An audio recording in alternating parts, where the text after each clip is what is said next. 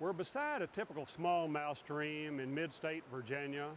We're going to be fishing for these smallmouth because many of us see the smallmouth as a gentleman of the warm water species. I'll show you some of my secrets of the ways we analyze the stream, where we decide where the fish will be, how the fish will react to different water conditions. The riffle on the far side is very, very appealing to the bass. They like that oxygen that gets ground into it. There's a tremendous amount of food below that riffle. The boulder here in front of us would be a typical place that a bass might hold. They like a good strong current, but they like something to block that current. So they might lie in front of the boulder, they might lie beside it, picking up any food that's drifting down. The heavy runs in the middle of the stream would be appealing. There are lots of minnows out there, there are lots of nymphs out in there. Then after we'd fish this, then we could run over and hit those grass beds. The grass beds on the far side hold a great population of minnows. The bass go into those areas primarily in the morning and evening to feed on those. Any low light level, but primarily morning and evening is the time you'd expect to find those bass in the grass beds.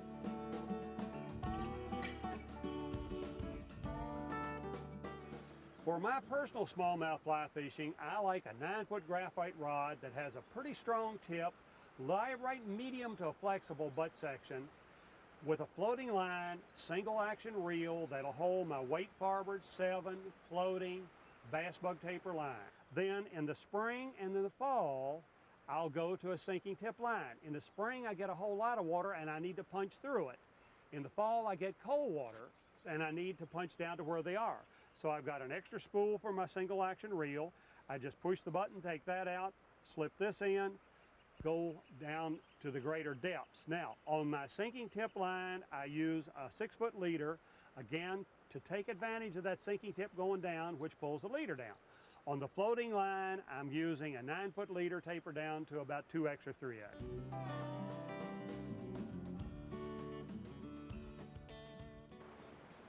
The water in front of us here is typical riffle type water. A lot of cobblestones on the bottom, great many sculpin minnows here. I'm going to fish this with the Murray Mad Tom sculpin, which mimics both of these. The Murray Mad Tom sculpin is my favorite pattern to match the natural sculpins. These are effective from early March all the way into late October. The natural sculpins live under the cobblestones right in the riffles. They require fairly well aerated water. They run a good current. The thing to keep in mind on the sculpins that these are bottom hugging minnows. The Mad Toms, that thing looks like a baby catfish, is a bottom hugging minnow. So what we're going to do is cast out across that, try to swim our fly just as deeply as we can. Very, very little manipulation.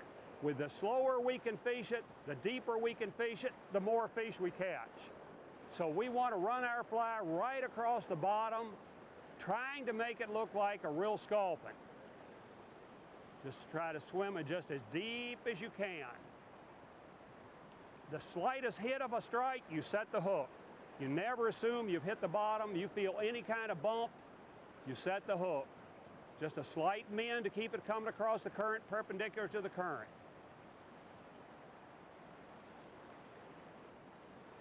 If there were a little extra water in here beside what you're seeing, I'd consider using a sinking tip line.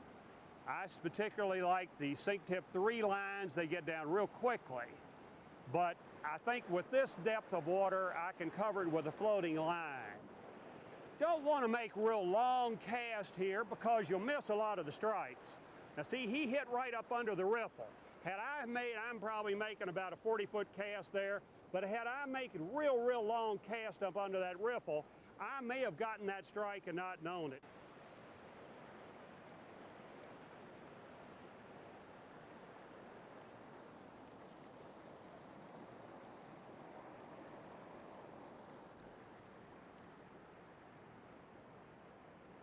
That smallmouth would be probably about a 3-4-year-old smallmouth, but he'll get much larger and he'll feed more aggressively.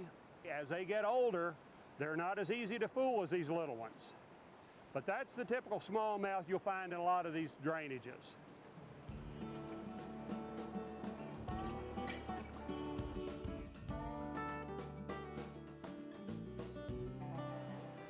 After covering this water with the sculpin pattern, I'm going to turn and do the same thing here. Again, sculpins are on the bottom here. We're going to use the Murray's Mad Tom sculpin. Fish it very, very close to the bottom, very slow retrieve. The slower the better for two reasons. The slower I move it, the deeper it's going to run. The slower I move it, the more appeal it has to the big fish. Now obviously, well, there's one that wanted to play suicide right in front of us.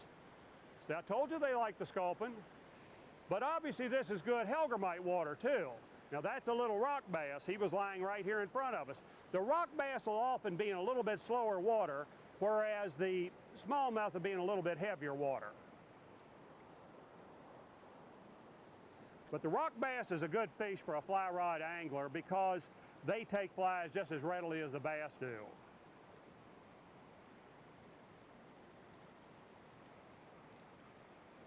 This water is typical smallmouth water in below a riffle, well aerated. They like that oxygen. We're going to fish that with that sculpin pattern just right across the bottom. The deeper I can fish it, the slower I can move it, the more fish I'm going to catch. Now obviously there are going to be a lot of hellgrammites in here. The larva of the Dobson fly, we could just as well be using that. I used to seine this water and I know there are a lot of sculpins in here, so I'm going to use a sculpin pattern. Got some grass, I've got to bring that back and get the grass off of it. They will not hit the fly with grass on it. I'm running a few streamers right in front of those boulders, and you'll notice I have the rod tip pointed right down the line. That's so I can feel the strike, and once I feel it, it's so I can set that hook. You always want your rod tip pointed right down the line where the line is coming out of the water. I'm trying to run it in front of those boulders in hopes that there'll be a couple smallmouth lying in either in front of or beside. But notice how I'm following that drift with the line tip coming right out of the water. I don't want it way upstream and I don't want it way downstream. Right where the line's coming out. Two reasons: strike detection and then also setting the hook. Don't need a lot of false cast with this. Now there I'm getting a little drag, so I'm going to mend it upstream, but still again, I've got to pick that mend up, have the rod tip pointed right down the line. I let it swing down below me. Once it gets below me, I pretty much pick it back up, drop it to another spot a foot or two down the stream. I never cast back the same place twice. You just can't pound the smallmouth up. If he sees it, likes it, he's going to take it. You could show it to him 40 times, and if he didn't take it on the first time, he usually isn't going to take it on the 40th. If he's too smart for you, go find a dumb one. So basically, I'm going right down the middle of the river, shooting in both directions. There's a boulder there I'm going to run it in front of, swimming it across the bottom just as slowly as I can swim it.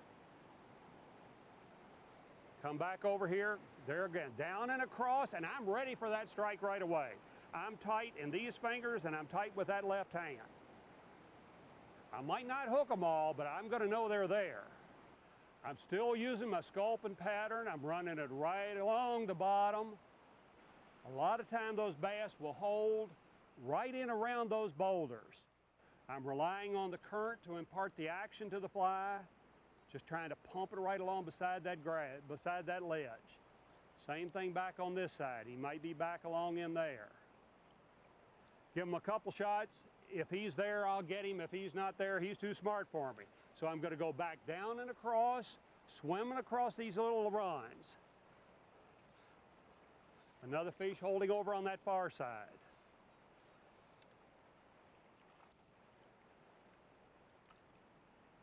Smallmouth really like the low light level we have this morning. I want to fish that grass bed, but I can't walk away from all these fish doing their thing here. So I'm going to fish this real carefully, and then we'll move over and see if anybody's feeding in that grass bed on the far side, because that's a beautiful grass bed.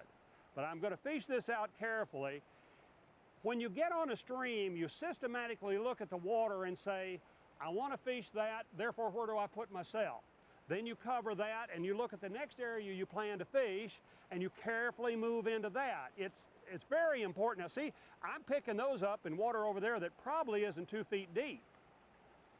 And had I directly waded over in there, I would have spooked these fish, although that grass bed does look great. Had I waded over through here, I would have spooked all these fish. So it's important to analyze the stream, get yourself to the right place, and then do what you feel needs to be done. And just to play it safe, before I wade over there, I'm going to put one up into that little fast current over there just to see if anybody's home. Nope, nobody there. That might be too shallow. Nope, there was somebody there and he got off. Yes, there was somebody back in that shallow, and that's because of this low light level.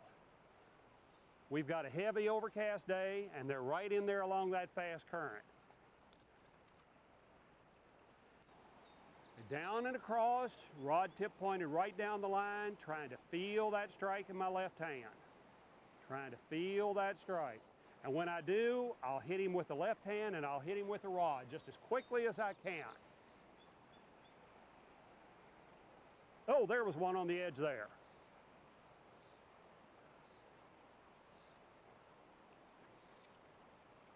I believe that's a fall fish. And again, the fall fish live in the same water, feed in the same way.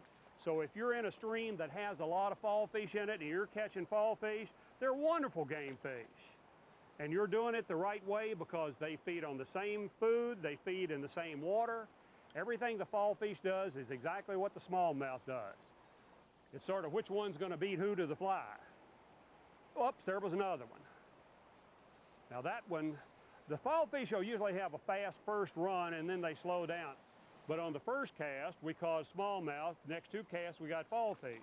So it's the same tactic, same fly pattern. Everything's exactly the same.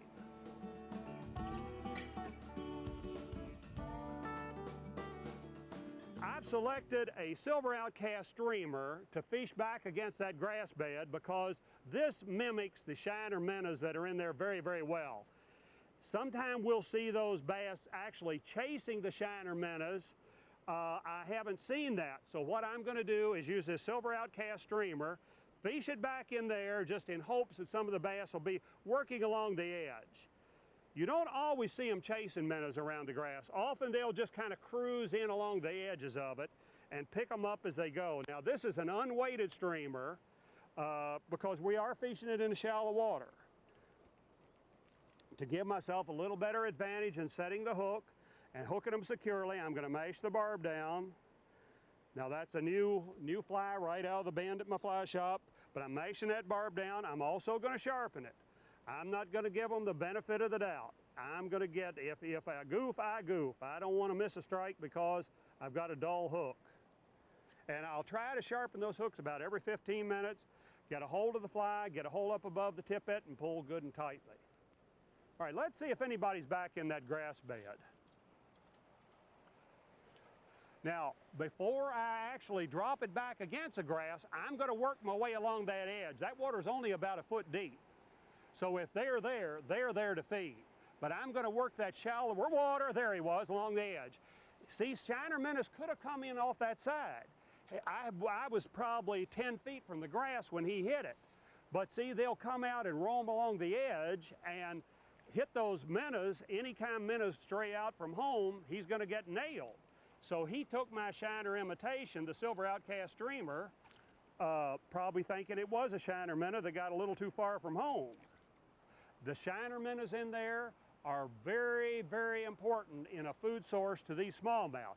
I'm going to work my way over to it. Now I'm dropping that fly probably 10 feet off that grass because often the bass will hold out along the edge and get any minnow that strays out. So before I actually drop them right back against the grass, I'm going to check that edge a little further out because once I've weighed in there, I'm going to spook any of these bass that are here. Oops, and I missed that one. So I'm going to prospect along that edge, seeing if there are any of them out here because once I spook them, that's the end of that. Let's put some back a little tighter into the grass.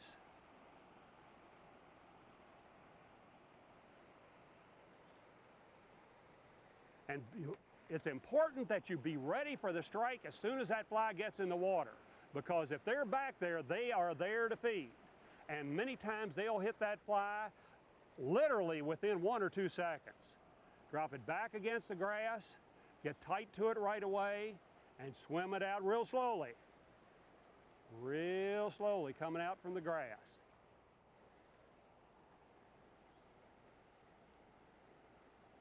There, that one was lying, he was lying within probably 3 feet of the grass.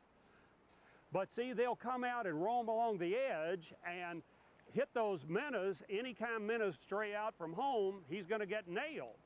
Your stream gets up a little, gets some discoloration in it.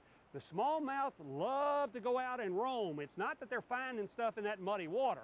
What that does for us, that slight turbidity in the water, gives them a little bit blocked from the sun. It could be a bluebird day, but if your stream is slightly discolored, then it filters out that bright sun, and those bass can go back into those grass beds and feed like crazy with a little bit discolored water.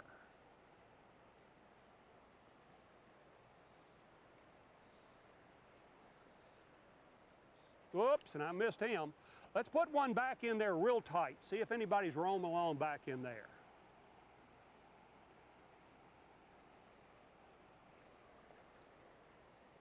Now, the ongoing question is, how close can I get to it and not spook it? Well, I don't know the answer there.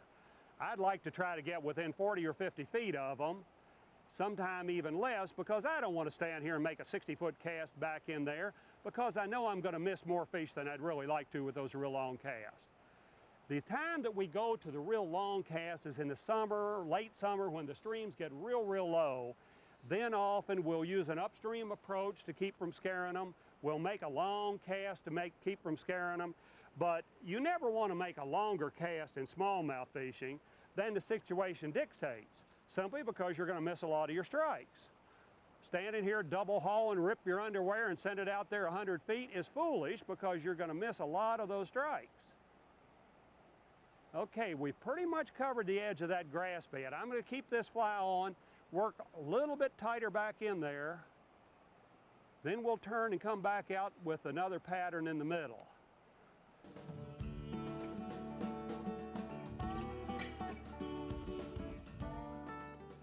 I'm going to fish a dry caddisfly down through this water beside us. I see some rising fish down there.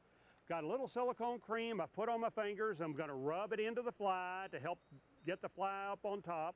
Put a little bit on the leader up to about midsection. Now, caddisflies tend to dance around on the top when they're taken off. They tend to, when they come back to lay eggs, they're bebopping all over the stream. So I'll fish some upstream dead drift with the caddis, but basically I like to go down and across stream, get him up on his toes and just give him a little wiggling, not like we do a skater, but just give him a little action on the current. Part of that is I'm trying to mimic the action of a real caddisfly just bouncing along on the surface. Part of it I'm trying to get the fish's attention. But just a very slight angle down and across. I'm setting myself up so the good water is down and across about a 45-degree angle. Drop it on the water, just give it a little twitch. Oh, there he is. He hit it just as soon as I twitched it. A lot of fall fish will go for these dry flies. The smallmouth will go for them. Usually the peak of the caddis hatches on most streams are going to be May, June, that type thing, sometime as early as April. We had a real warm spring several years ago, and we had wonderful caddis hatches in March, and the fishing was just outstanding. But you seldom will catch a lot of big fish on them, but it's a fun game. And there again, I set myself up casting down and across stream, drop it on the water. Whoop, he took it. I didn't even have to twitch it. I dropped it on the water. It was like he was sitting there with his mouth open. But see, I saw some of these fish coming up down through here, so in a way maybe we're cheating a little bit. We get a lot of good dry fly hatches on most of our smallmouth streams, late May and early June and even into July. A real variety. Some of them are in the brown range, some of them are in the olive range. I've got a size 10 irresistible on here. What we do there is the same thing you do on a trout stream in the Adirondacks or the same thing you do in a trout stream in the Rockies. You can fish upstream just covering the water like I'm doing here, or if you see a trout rise or a smallmouth rise, you put it right over into that, above that rise form and run it to him, and I missed him. Let's go back over and see if he's got a roommate now. He won't come back, but whatever was appealing to him might be appealing to another fish.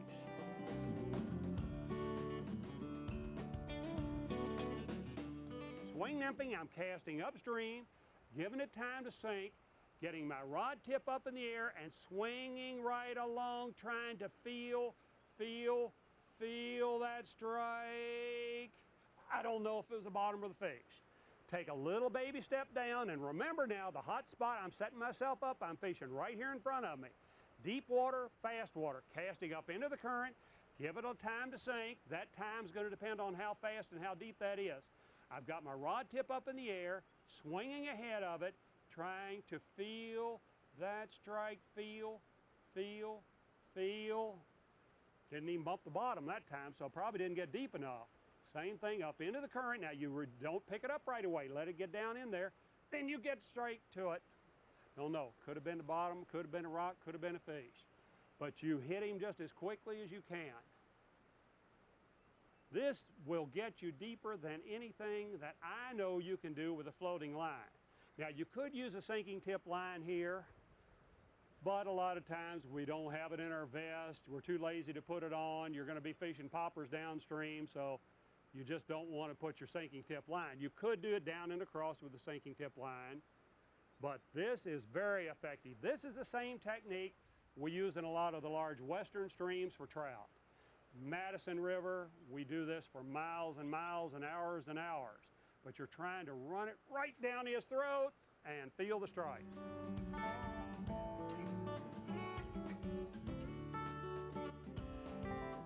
All right, I'm using an olive strimp, that's S-T-R-Y-M-P-H, olive strimp in about a size 6. I've gone to that because I know there are a lot of dragonfly, damselfly nymphs in here and a lot of minnows that'll imitate. I've cast right across that current, swimming back across the grass beds and across the ledges. He hit it coming right across the grass beds. The advantage of the strimp is the way we tie it. It enables you to fish it upstream or downstream. Retains a lot more motion than a pattern tied with just marabou. Marabou, of course, is excellent if you can keep working it downstream. But if you've got to go upstream with marabou, it's going to lose a little of its action. In fact, it'll fall right back down over the fly. Now I'm going down and across, looking at those ledges out there, rod tip pointed right down the line and swimming that strimp right through those cuts between the ledges, over the little grass beds, expecting to strike at any moment. I can't pinpoint where that bass is going to be, so I'm just ready for him anytime.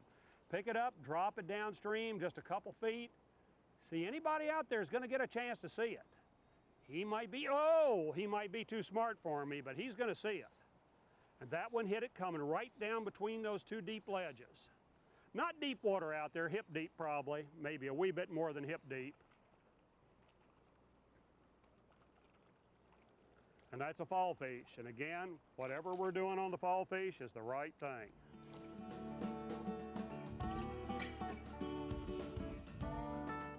I've put a crayfish pattern on here. Crayfish often are at their best worked back against the shallows where the natural crayfish would hold.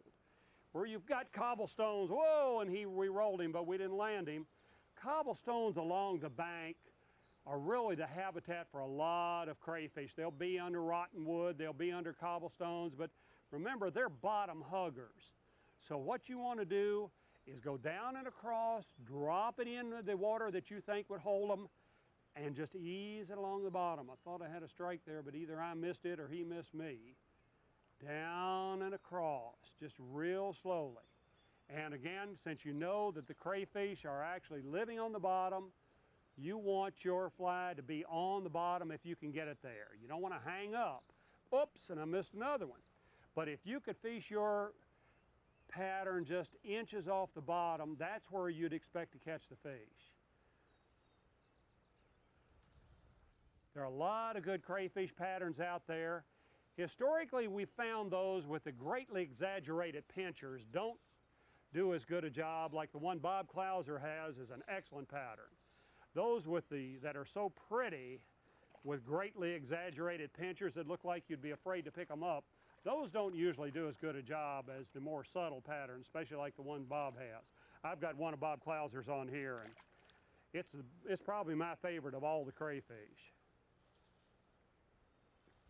Drop it in, get ready right away. Oh, he hit and he missed. There's one right beside him, right down along the bottom.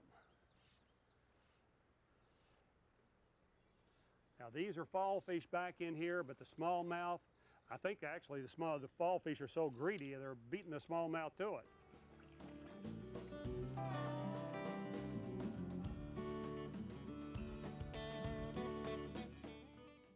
The ideal time for a lot of smallmouth fishing is early in the morning and late in the evening.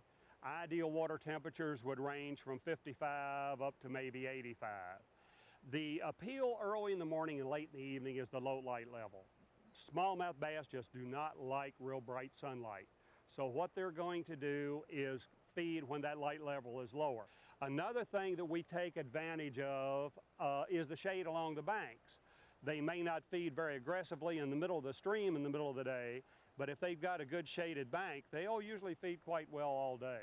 The smallmouth fishing generally starts in the latter part of March and early in April, stays good on most of the mid-Atlantic areas until about the middle of October, late October. We adapt our tactics to the water level, to the water conditions, to the food that's available to the fish. In the spring, a lot of times, if there's high water, we'll be using nymphs, some of the streamers even on sinking tip lines. As the water drops in June and July, then we have the wide spectrum of different lures, different techniques, different patterns that we can use. Usually in October, when the streams get colder, we're relegated to going into the deeper water. The bass will leave the real shallow water, move into water that's from 4 to say 6, 8 feet deep. Then we go under with our sinking flies, the Helgermites, the Clouser streamers, the Murray's Mad Tom, those type flies, and fish the deeper water. Sometimes even go into the sinking tip lines.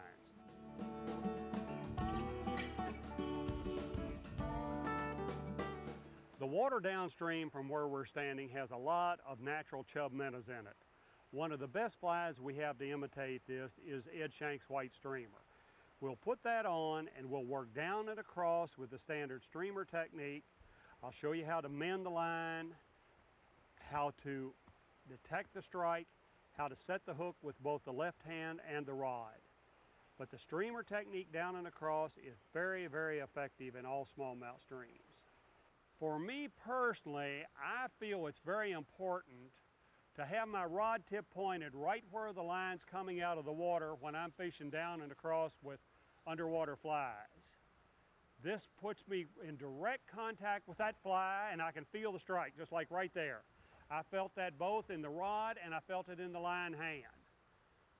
If you're pointing your rod tip at a greatly different angle than where the line is coming out of the water, you can have a cushion in the rod and a cushion in the line and you may not feel the strike. It gives you a better angle to set the hook too, because with your rod tip pointed right at it, you can set the hook real quickly.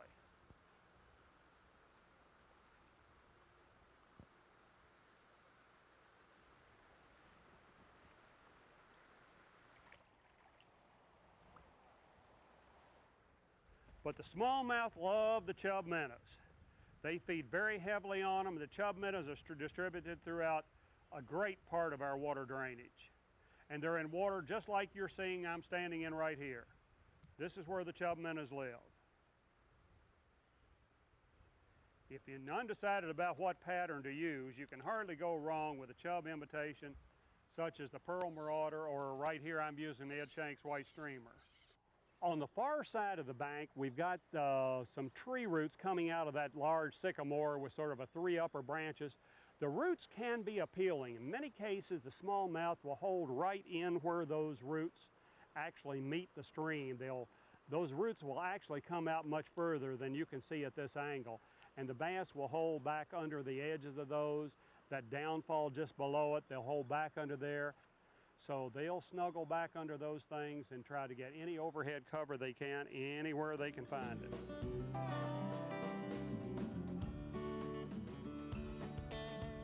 We're going to fish the Murray's Hellgrammite upstream dead drift. The big advantage of the upstream dead drift approach is that it's going to run the fly right along the bottom where the fish almost has to see it. He might not be inclined to come out and chase minnows in the shallow. He may not be inclined to come up on the surface and take mayflies, but if we can run this Hellgrammite right by his nose, it may be more than he can withstand, and we may catch fish that basically don't even want to feed. Now, the way I like to do it, the whole thing rests in what I do with my left hand and my right hand. Now, I'm talking about upstream dead drift only. As I'm making that presentation cast, turning over, I have not let go of this line in this line hand. I do not drop the line here. I keep that line hand within probably 6 inches of this hand. As that rod is turning over in the air, I'm taking this line and putting it over one of the fingers of the rod hand. Then as that fly is turning over in the air, I'm going to strip in all of the slack that's in the air. The advantage of that is then when that fly touches the water, I'm tight to it. Then I gauge the rate of my retrieve as how that's drifting down the stream. You're making the cast, you're taking up the slack in the air, you're tight to it, then you gauge the rate of your retrieve at the rate it's drifting back. The reason this is important is that when you're using upstream dead drift nymphing, you've got to see the strike. Downstream and across with the Hellgrammite or with the streamers, we're going to feel those strikes. That's duck soup. Popping bugs, you've got them on the top. Dry flies, you've got them on the top. That's duck soup. We shouldn't miss being aware of any of those. But the problem here is that if we do not maintain a tight line from here all the way down to the Hellgrammite or the Bitch Creek nymph, if you want to use those, is that you have to be aware of that he has it, and the only way to be aware of that is to see that. We use a fluorescent butt leader. We've got a couple scientific anger indicators on here, and we're watching that. In order to do that, we're stripping it very, very carefully with long, steady strips that you'll see me use as that's drifting back in there. The problem is if slack occurs below our indicator, he'll pick it up a second and a half. He knows he's made a mistake. He spits it out. We don't even know he's been there. It's not as if I got the strike and I missed the strike. What happens is I get the strike and I don't even know I had the strike. We miss being aware of the strike. It's not just missing a strike, we're missing being aware of the strike. And that's a killer. You cannot catch that fish if you don't know he's got the fly. As I'm making that presentation, I'm taking the line in my left hand and putting it over one of the fingers in the rod hand, and I'm actually taking that slack up before the fly touches the water. As that is passing my ear, I'm over there and I take it up. Then once it's in the water, I'm going to use long, slow, steady pulls. The reason for that is if I use short, bouncy pulls, it'll look to me like a strike, and I'll miss that fish every time. So when the fly rod is coming over in the air, I'm putting it from my left hand into the right, taking that slack up before it even touches the water. Now that doesn't mean I have to race it through the current, but I'm going to pull at a steady rate determined by how fast that fly is drifting back to me. I'm going to go out and fish this riffle with our upstream dead drift technique. I'm going to use my polarized glasses to help me see the strikes when I get them. Now remember, I'm just watching the indicators here, the fluorescent butt of the leader. But the polarized glasses are a great help in letting us see under the water. Not so much see the fish, but to see when I get the strikes. So I'm going to wade out below this. I'm going to fish it upstream dead drift with the Hellgrammite. And then remember, the main thing on the upstream dead drift is how we're handling that line before the fly gets on the water. That's the real secret. Well, let's move out here and see what we can find. And again, it's a more difficult technique because you're relying on seeing those strikes. You cannot wait until you feel these strikes. You've got to see these strikes in order to set the hook before he spits it out. There he is, right where he should have been, right along the very edge of that current. But you can tell that the bass will lie right in there and take it very effectively. Good flies for this, probably my favorite two, would be the Hellgrammite and the Bitch Creek, and maybe Polly Rosenborough's Casual Dress. That's an excellent nymph.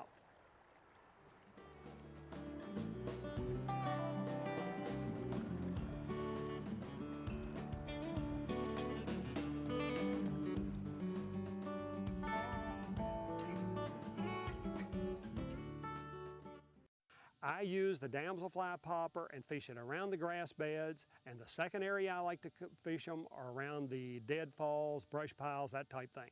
Because the damselfly nymph crawls up that blade of grass, gets out on that adult grass, flies away, and then that's also his landing strip.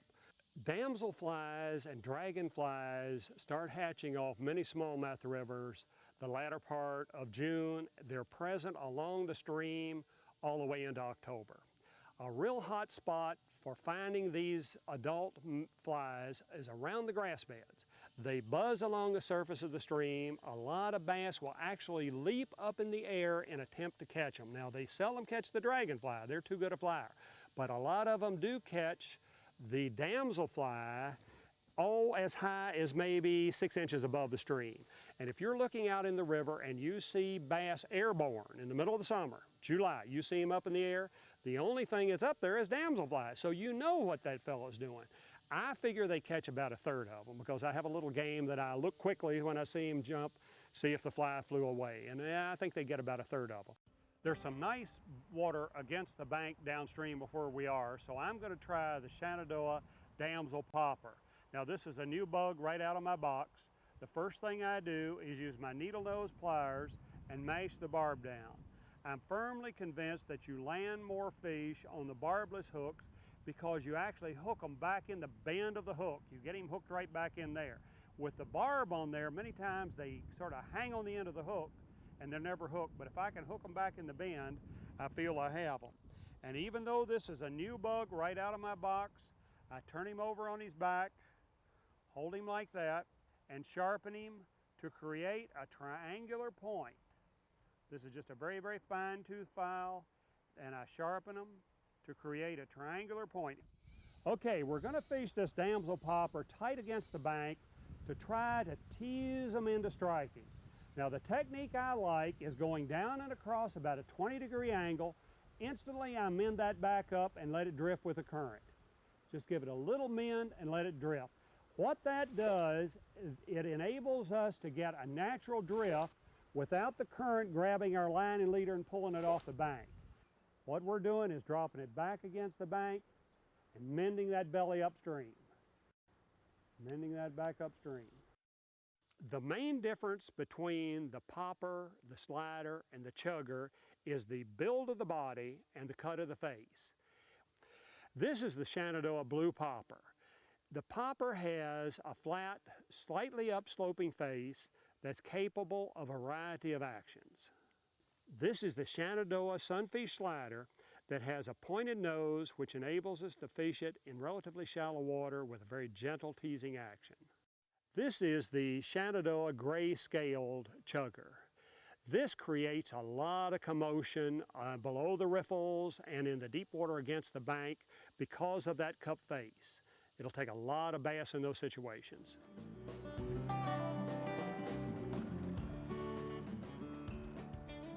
We're going to cover some of the basic casts we're using in smallmouth fishing. These are not real demanding, but a few simple tricks will help you a tremendous amount. The basic cast for all smallmouth fishing is the forward overhead cast. The first part of this motion, I keep my wrist locked. I do not move that wrist. I come up in this point, snap it back, and then snap it forward. Now, it's right important that right at that point, I put a fair amount of force to it, right at that point. The reason for that is that I need to excel the line high behind me. I need to put it high in the air behind me. Once I get it up there, then the front forward cast is relatively simple. I just keep pushing with my thumb. The last thing I do is just turn that over. So holding the line tight in my line hand, coming up beside my ear, snap it back with good force, and snap right back out. The one problem that can get to you here is if you drop your rod tip too low on the back cast, the line drops down here, you lose power, and that makes it real difficult. When you're fishing, you're stripping it over the first or second finger of your line hand. Hold it there as you're ready to cast, right up and right straight back. Frequently in fly fishing, there'll be some beautiful water in front of you that you want to cover, but you'll have trees close behind you here. The basic back cast would never work because you'll be in the trees. The cast we use there is a roll cast. A roll cast, you hold the line tight in your left hand, You bring your rod tip up to a little bit behind you. At that point, it's important that you stop the flow of the line on the water. That, in essence, becomes your back cast. With your rod tip pointed high and slightly behind you, you just punch out with your thumb. That's the roll cast, and it overcomes any problem here. Sometime in smallmouth fishing, you need a maximum length cast, such as in low water time, spooky situations. You may see a bass chasing minnows way out beyond your normal reach. That's when we go to the double haul. I don't really advocate it under most circumstances, but there are some times that you can use it. Double hauling, you're pulling back here, the line hand comes up, and then you pull forward. The line hand comes up and you pull here. Now let me show you. See, I haven't shot it. I'm just showing you how to do it now. Okay, so you're fishing along and you see a bass rise out in here and you want to make your maximum distance. You've got quite a bit of line off here. So you're fishing along here and there he goes. You pull it up here, out you go, and it takes the whole line out. That's the double haul that you would need for the maximum cast. We use it maybe in low water time, late in the summer, to try to prevent scaring the fish. There are many situations in smallmouth fishing where you want to fish your nymphs or streamers very deeply. These would be heavily weighted flies, you may have a split shot on the line, that type thing, and you want to get them down deeply. Now that can present a casting problem because a heavily weighted streamer, or say any of the streamers with lead eyes, and maybe even put a split shot in front of them, when you make your back cast, gravity pulls that down. When you make your forward cast, gravity's pulling it down. So as you add more weight to it, that gets to be a problem. The technique that I like to use for that is the one that I learned from old Charlie Brooks out in West Yellowstone, Montana, which he just basically says in low and out high. Now, I'm going to show you how to do it in this deep pool in front of me. Okay, you've made your regular cast, you've got it out there. You're fishing a fly such as the Murray's Mad Tom, which is very, very heavy. You're fishing it down on the bottom. A conventional back cast, you might hit yourself. So you get tight with your line hand, you come back with your rod hand real low and right straight back out. In low, out high. Now let me do that again.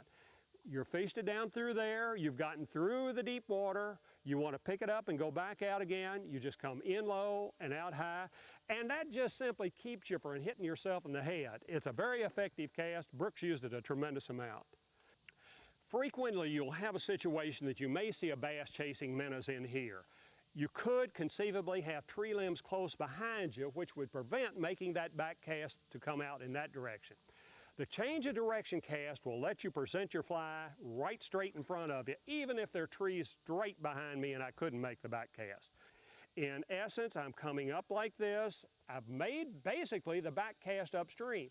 Then I turn my thumb over and go in like so. I'm picking it up, and I made the standard back cast just as if I'd be casting up and down the stream. That's the basic cast. But at this point, I turn and go in that direction. The rod tip leads the line, and all I have to do is point the rod tip. When we're making longer casts, occasionally our strike is a little slower than we'd like for it to be. We may have a fly down deep and we may not detect that strike quite as quickly as we could, and we set the hook and we miss them. The best way to compensate for that is try to develop a line hand strike as well as hitting with the rod. Now when you're hitting with the rod, you're lifting the rod. You're not setting the hook on a 14 Adams. That isn't going to cut it.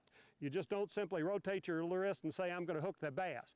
The basic strike is zap, stick him in the jaw. Now to accelerate that even more, strip here as you set there. All right, let's say I've got that down in the bottom and it's down deep and I think I've got a strike. I'm going to hit him there and I'm going to hit him there. In action, I'd be fishing along, pow, he hits it, zap and zap. There are many situations on smallmouth rivers where the bass will feed close to the banks, under tree limbs hanging down 10, 20, 30 feet out over the river that may come down to within a foot or two of the river. What we need to do is get our fly back under those tree limbs. A conventional overhead cast like that will hang me in the tree limbs every time. What I like to do is just come down close to the stream, use my rod parallel to the water. My whole cast is made right at that point parallel to the stream. I'm back under those tree limbs and I've got my fish. Occasionally in low water conditions, you'll want to make longer casts. That's where we shoot extra line. You pull extra line off your reel.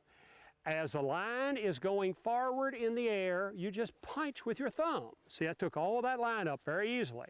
All I'm doing is just punching with my thumb a little harder. At the very last instant, when it's out there in front of me, I'm going to open those fingers. Now let me show you how that goes. You've got the line up here. I want to make a little longer cast. He's chasing Menace over there. I want to make a little longer cast. Zap, the whole thing went out. In some situations where the streams are carrying a good high water level, but they're still fishable, we pass up our floating lines and go to our sink tip lines, where approximately the first 10 to 15 feet of the line sinks pretty quickly, or to a high D head where the first 30 feet sinks quickly. That can cause a problem a little bit on picking them up because your fly is down deeply. Rather than make that basic cast, which is very difficult to get it in the air, you use what we call a roll cast pickup. So I've got my sink tip down in there. I want to get it up to make my next cast. I come up to this point right in front of me, flip it out, that pulls it up on top, and then out I go. It's sort of like a roll cast, but all I'm using the roll for is to pull it up out of the water and then away I go. This is especially valuable if you're using a 30-foot high D head or something like that where the whole thing is sinking like crazy. You get it back up in here, come to this point, punch out, go back up, and then back out with what it is. It gets the line in the air so you don't have to worry about that weight of the underwater force. Have situations against the grass beds where there'll be a number of bass feeding in a relatively small area. Could be against the grass beds, could be against overhanging tree limbs. What we need to do there is to be able to pick our popping bug or chugger up off the water without scaring the fish to death. If we make the conventional rip it up, it throws water every which way, and that would scare any bass that's close by. So the cast I want to show you here is how to pick a chugger or a popper up off the surface without creating a lot of noise. Basically what I'm going to show you is I'm going to start it sliding with my line hand and then begin a very smooth rod hand pickup. Now let's put it on the water and you'll see what I mean. All right, I fished it out there, I didn't get my strike. Now I want to pick it back up and come on up or down the stream a short distance. With my left hand, I'm pulling that in. See, I've got my rod tip way out in front of me. I'm picking that up smoothly and just begin a smooth pickup. And that lets you get the popper up off the water without splashing and scaring the fish to death. See, if I do it without that, look, I'm throwing water everywhere. See, if I just make the regular pickup, look at that great big splash I'm making. Well, that's a no-no. I just scared the fins off everybody out there.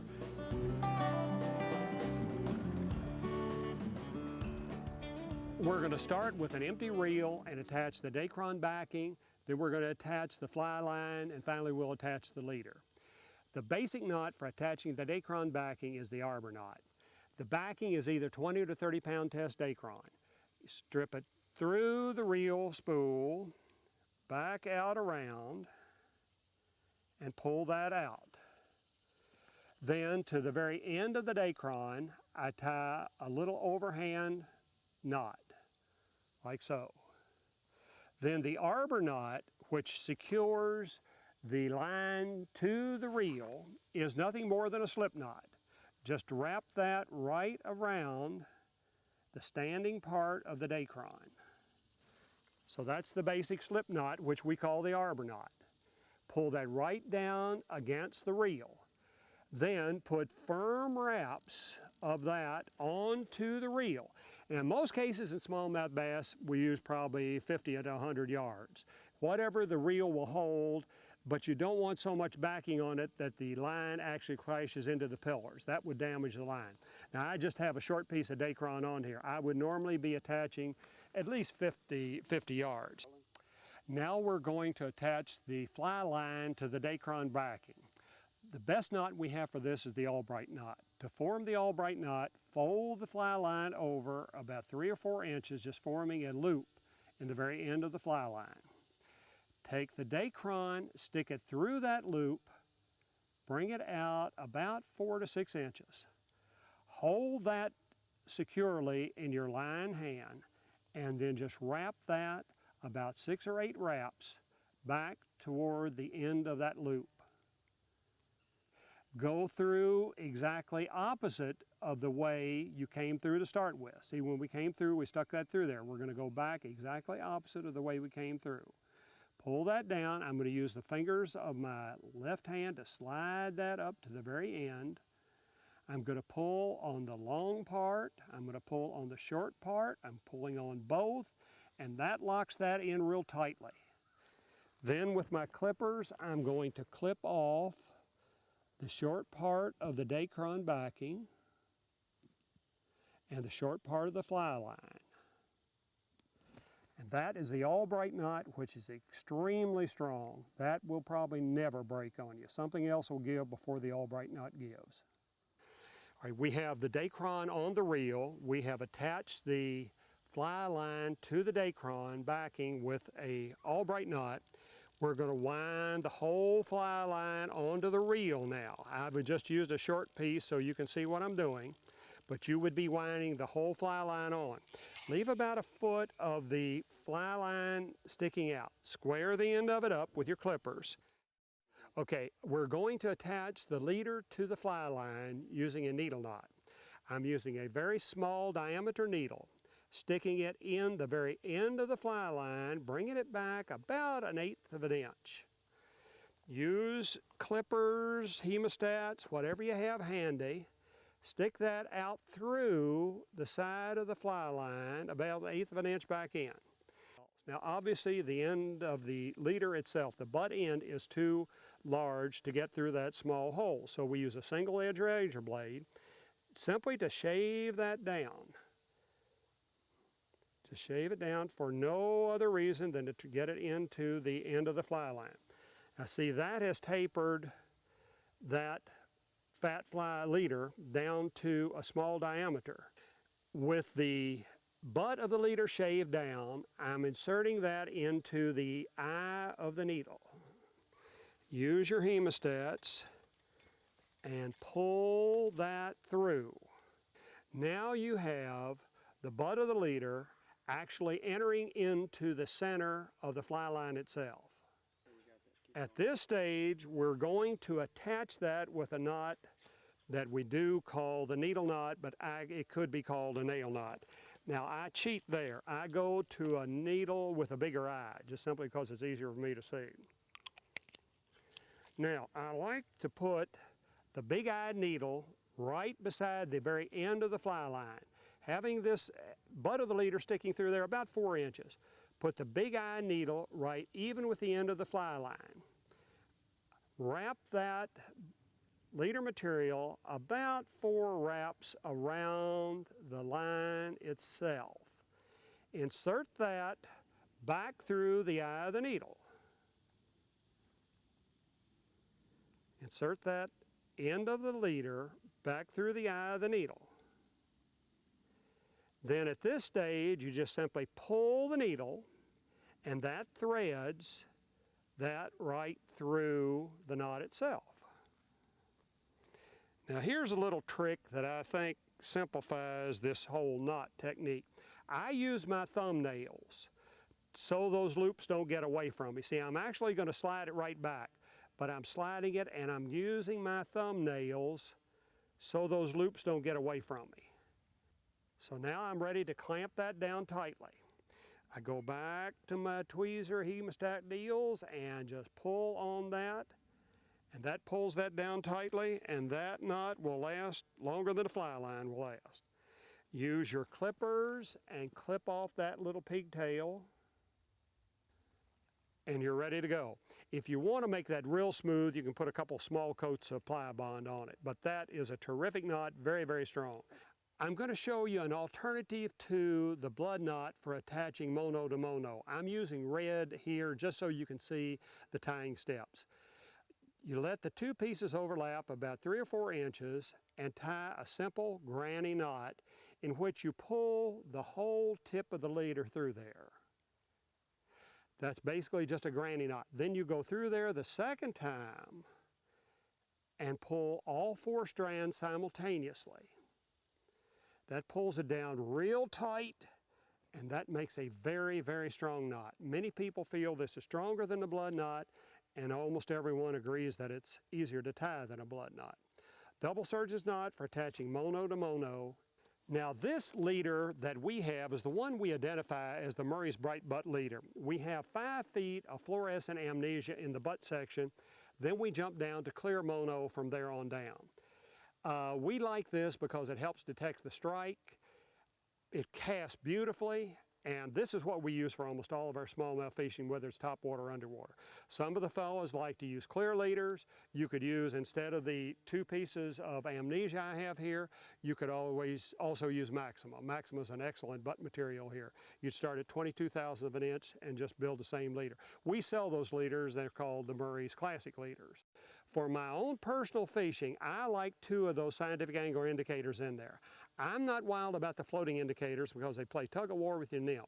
So what I would do if I were going to use this leader myself, I'd leave the one on there. I'm going to get another scientific angler indicator out of the package. And the easiest thing to do is just snip that little blood knot. And I'm going to slide this on up in the butt section. See, that's hollow, so it'll slide on. I'm holding that right there and just simply twisting it, and that goes right up in the butt section of that leader. Then the knot that I'm going to use here is the blood knot. Let them overlap, about 2 to 3 inches on each side. I'm going to take the one on the far side, wrap that toward me, 1, 2, 3, 4 wraps, and go through away from me. Take the one on the opposite side, 1, 2, 3, 4, and go through in the opposite direction. And if you've done it correctly, it should kind of set up like a scarecrow. Then pull that down tightly.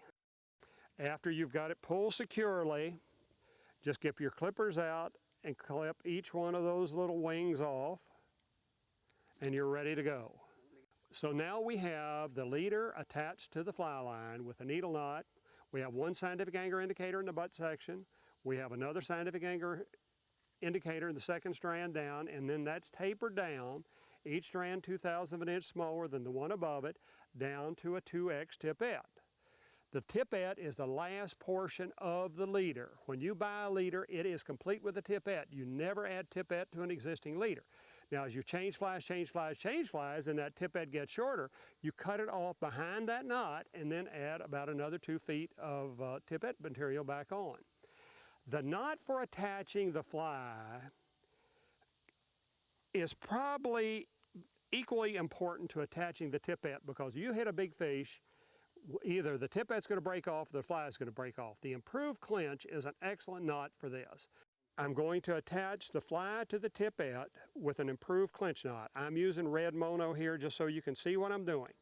Stick the mono through there about 4 inches, make 4 wraps of the mono around the line itself, stick that through in front of the eye, take that little tag end and come up through the loop that you formed that you wrap down. Then get a hold of the bug and get a hold of the leader and pull that down real tightly. You may have to use your thumbnails to encourage it to go down tightly. And then pull real tightly on that. Use your clippers to clip off the little tag end, and that is the improved clinch knot, which is very, very strong. Now, one trick we found in our schools that helps a whole lot is that about every 15 minutes when you're fishing, check this knot and check the knot that's attaching the tippet. The way we do that, I encourage my students to do it, and I do it for them when I'm working with, I'll get a hold of the leader above that knot, I'll get a hold of the fly out here and just pull. See, I can't even break that. If it's good and strong, you're home free. If either one break, then you retie it. That will save you many, many big fish, and try to do that about every 15 minutes when you're fishing. We've covered all of the techniques that we use in our smallmouth fishing here. I hope you can use this as a starting point for your fishing in your own streams, for the nymphs, the streamers, the topwater game. Use this in the way that you can find to your greatest advantage. Good luck in your own personal fishing.